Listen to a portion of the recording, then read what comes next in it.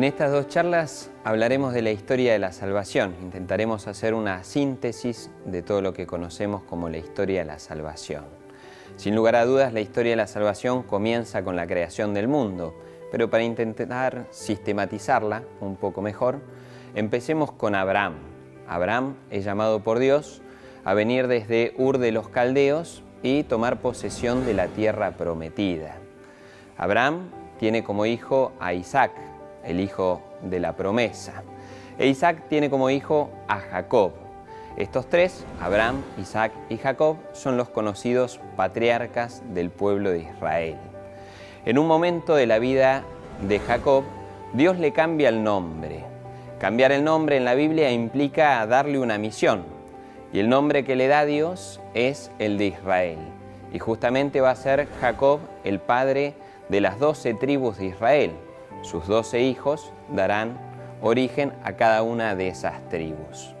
Todos seguramente recordemos la historia de José, uno de los hijos de Jacob, el hijo predilecto, aquel que tenía sueños y a través de los sueños sabía o conocía los designios de Dios. Sus hermanos, celosos por este don que él tenía, lo venden a una caravana que va para Egipto. Y es así como José termina siendo un gran funcionario en Egipto, termina siendo la mano derecha del faraón. Finalmente, José lleva para Egipto a todos sus hermanos en una época de hambruna y a su propio padre, y es así como el pueblo hebreo termina viviendo en Egipto.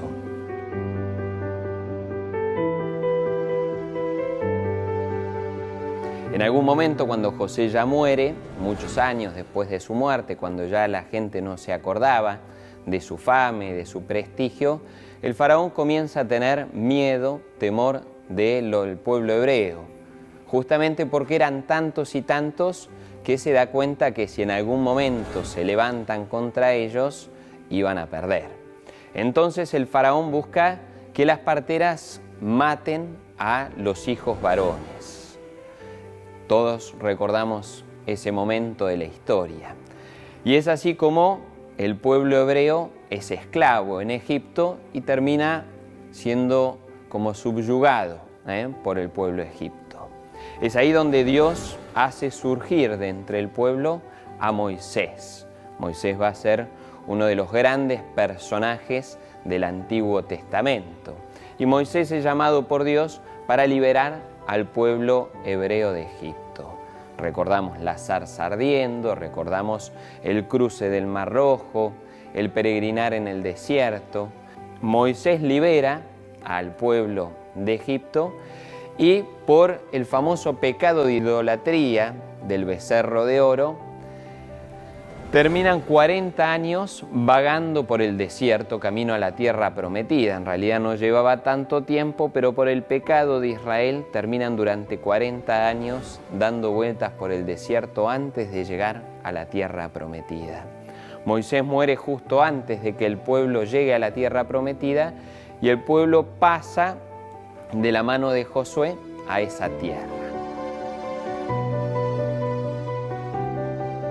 A lo largo del comienzo de la conquista de la tierra prometida, tenemos esos personajes que la Biblia llama como jueces, ¿sí? Antes de la monarquía están Josué y los jueces. Finalmente, cuando el pueblo de Israel conquista la tierra prometida y viendo que los pueblos de alrededor tenían sus reyes, comienzan a preguntarse si no sería bueno para ellos también tener su propio rey. Ahí hay como dos teologías y dos posturas distintas, algunos que están a favor de tener un rey que los represente y otros que piensan que Dios es el único rey. Finalmente el pueblo elige tener su propio rey y ahí tenemos los tres grandes reyes que gobiernan sobre las 12 tribus: Saúl, David y Salomón. El rey David va a ser el rey por excelencia y va a ser la otra figura emblemática del Antiguo Testamento junto con Moisés. El rey David es el que conquista con el pueblo hebreo el mayor territorio y va a ser el emblema, como decíamos, de los reyes del pueblo hebreo. Su hijo Salomón es quien lo sucede. Recordamos seguramente de Salomón la sabiduría del rey Salomón. Y hay algo que va a ser muy importante en su reinado, si bien no fue tan esplendoroso en los ejércitos que tuvo y en las conquistas bélicas, va a tener un esplendor muy grande en sus construcciones, en sus palacios y sobre todo en la construcción del Templo de Israel, que para este pueblo va a ser algo fundamental en su teología y, como vamos a ver, también en su historia. Después de Salomón hay ahí como una pelea entre las tribus y se dividen en dos reinos: el reino del norte, Israel, y el reino del sur, que es Judá. El reino del norte va a tener su capital en Samaria y el reino del sur va a tener su capital en Jerusalén. Llega un momento de la historia donde los distintos imperios que estaban alrededor van tomando protagonismo. El primero de estos imperios va a ser el imperio asirio, que va a terminar conquistando el reino del norte. El reino del norte, queriendo competir contra el imperio de Asiria, lo que hace es hacer una alianza con Egipto. Entonces, los asirios vienen, atacan el reino del norte. Lo que ellos hacían para someter y subyugar a un pueblo era sacarlos de sus tierras, sacarlos de donde hablaban su lengua, sacarlos de sus costumbres y su geografía, y así eran sometidos.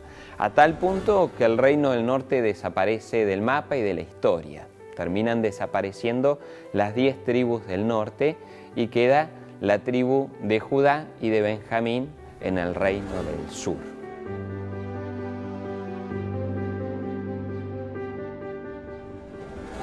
Con el tiempo, los asirios desaparecen en cierta manera y va a tomar protagonismo el imperio de Babilonia.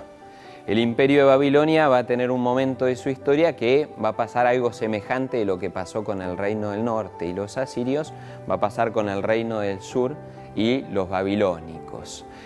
Nabucodonosor va a conquistar Jerusalén, va a llevarse en 2 o 3 momentos exiliados a Babilonia a las capas más influyentes del reino del sur e incluso va a destruir el templo de Jerusalén.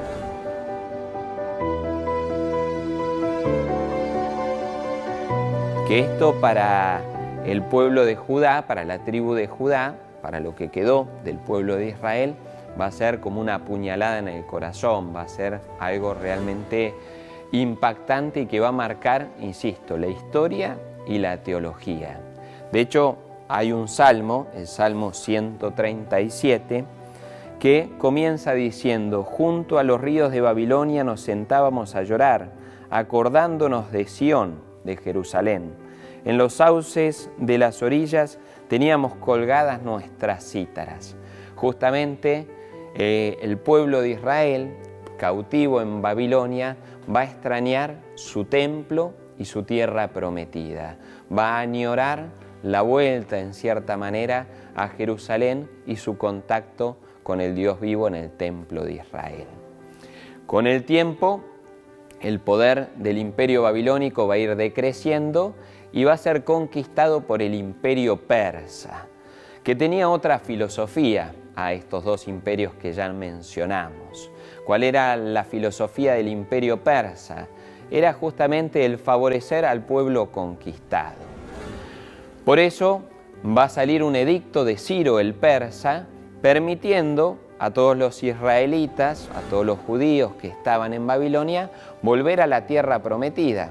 Y no solo volver a la tierra prometida, sino que los va a ayudar a reconstruir la ciudad de Jerusalén y su templo. Este edicto de Ciro y la vuelta del exilio va a marcar la historia de Israel casi tanto como lo marcó la esclavitud en Egipto.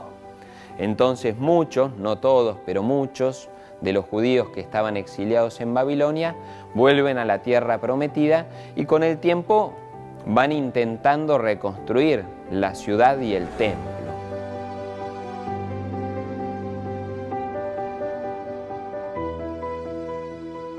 La llegada a la tierra prometida no fue tan fácil como pensamos. Cuando llegaron se encontraron con que en la tierra prometida había otros pueblos y había una mezcla de gente que en ese tiempo había pasado su vida y desarrollado su vida en esta tierra.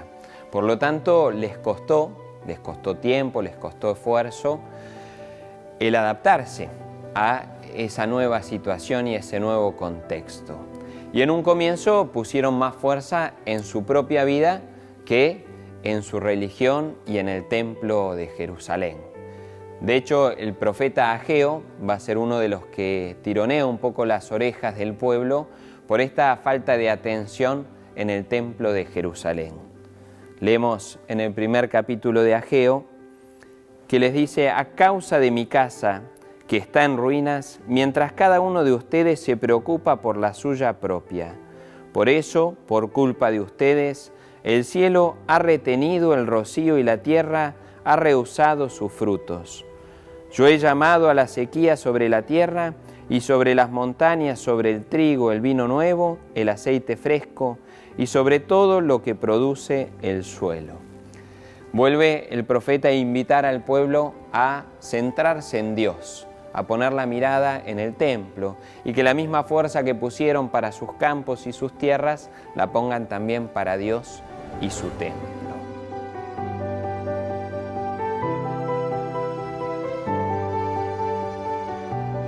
Entonces, sintetizando todo este tiempo de la historia de la salvación, rescatemos ciertos personajes y ciertos momentos. Moisés va a ser una de las personas principales. El rey David va a ser fundamental en la teología y en la historia del pueblo de Israel. Dos momentos también que fueron dos hitos importantísimos son la salida de la esclavitud de Egipto y el exilio en Babilonia con la liberación de Babilonia con el edicto de Ciro el Persa. En la próxima charla veremos y haremos el recorrido de lo que nos queda de la historia de la salvación, desde este momento hasta la destrucción del templo en Jerusalén por Tito y el Imperio Romano.